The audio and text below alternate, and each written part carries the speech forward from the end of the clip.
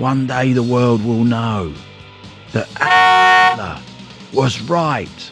I holler into a microphone from my vantage point, perched atop a towering speaker unit, looking out over the packed hall of a large backstreet pub in deepest, darkest South London.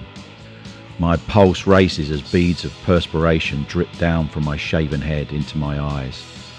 Like a general inspecting his troops, I survey the flushed young faces of the fanatical skinhead army assembled before me. There must be over 800 of them in here. They greet my proclamation with stiff-arm salutes and a chorus of Sieg Heil, yelled in time to the battle beat, being vigorously hammered out by East Ender Stew on a drum kit that's seen better days. I immerse myself in the moment and savour their endorsement. I am Paul Burnley. I am the frontman of No Remorse, the most overtly National Socialist rock band on the planet. No longer am I the meek son of an artist and his neoliberal wife. I'm a symbol. I'm the swastika badge on the battle-torn jackets defying condemnation from a twisted and indifferent world. I'm the personification of the contentious banners of our struggle proudly adorning this sweat-drenched arena. I'm the caustic graffiti freshly daubed on the wall of a nearby mosque, reminding those unwelcome invaders that this is our country and we will not give it up without a fight. The fusion of three-chord punk melodies and hard-right street politics generates an empowering sensation that is totally overwhelming. As the amps buzz behind me and the air crackles with anticipation, I feel a blazing jet of righteous vivacity surging through my body.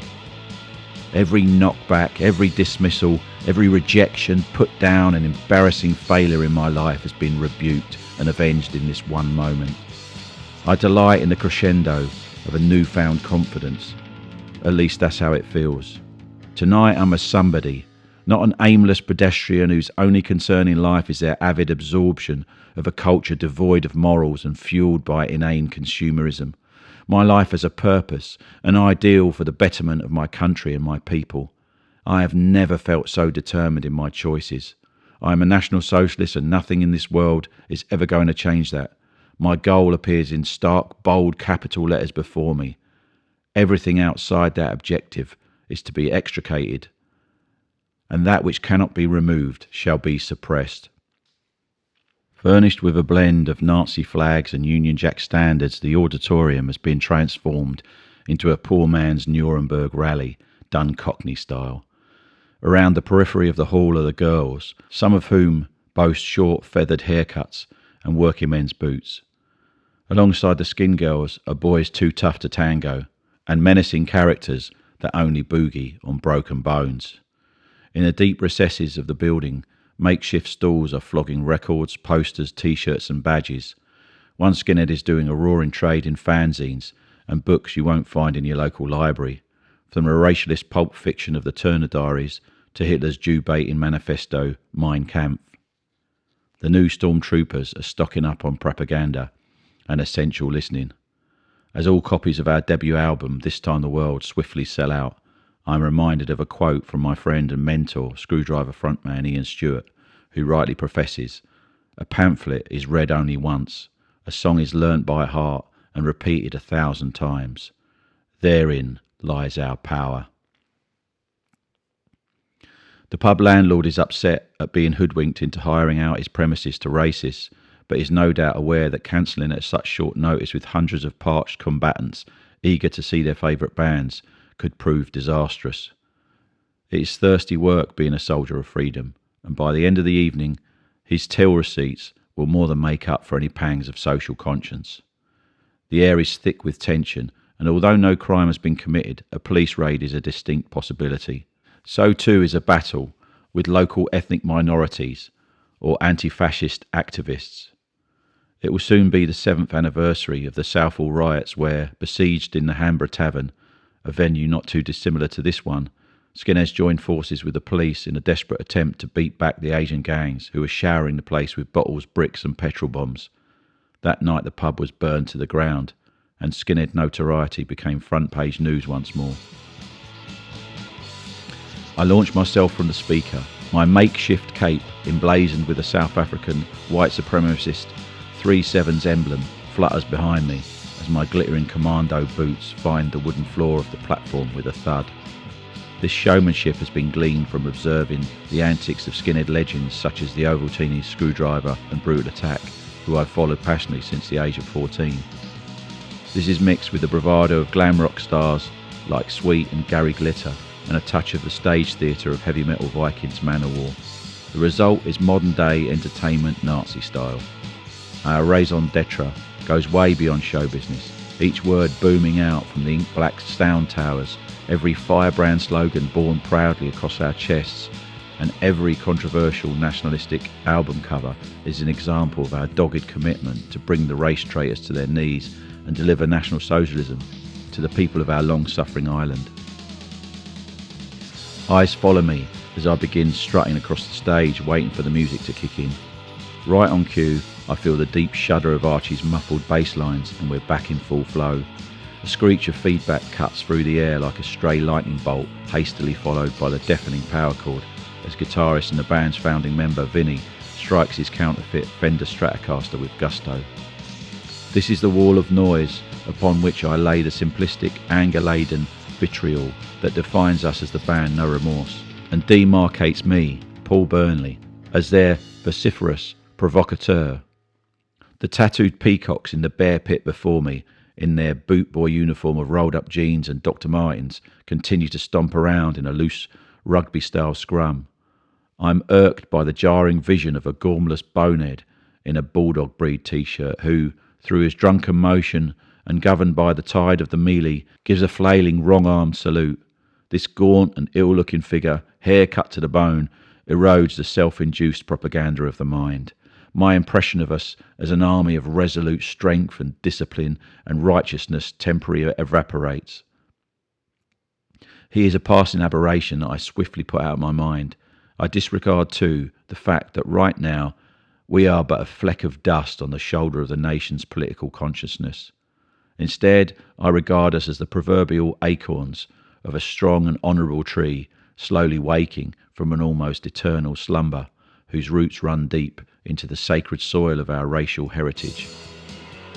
A photojournalist floats around the back of the scrum, looking for optimum graphic potency. We muster our well-honed poses in vain, as his lens locks in on the legless skeletal before me.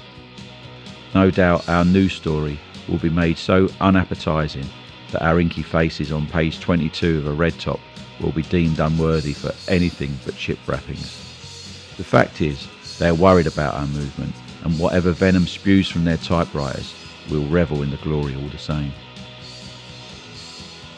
When the show is over, we load up the van as we wait for the organiser to palm us off with the well-worn excuses and a miserly fee that barely covers the night's beer tab. As he crams bundles of £10 notes into his leather jacket, he reminds us all that we're doing it for the cause.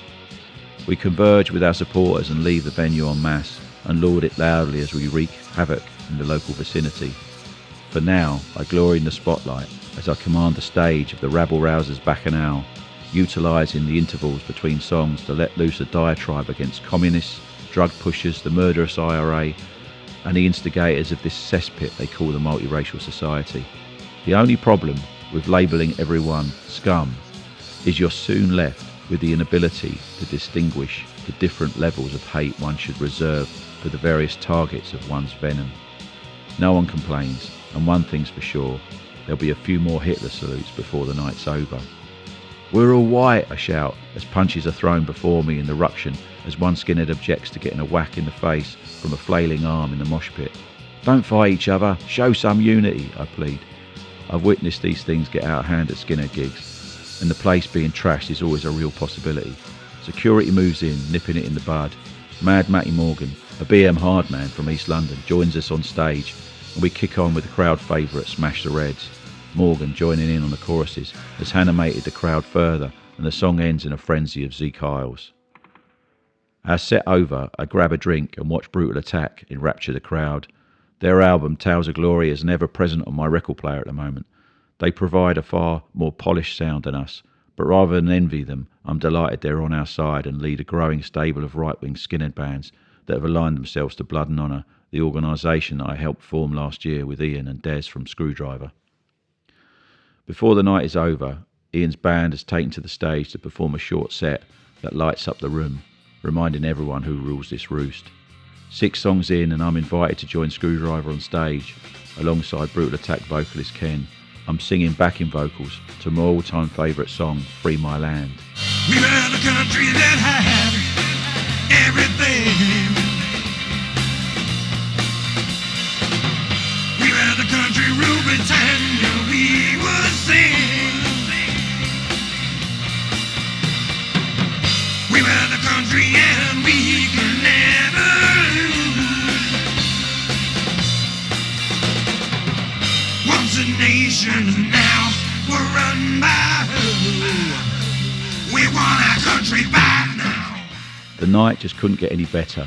When I first heard this tune at the age of 14, it touched me in a way that I've never experienced with music before. It felt like I was encountering it from within the bars of the song itself.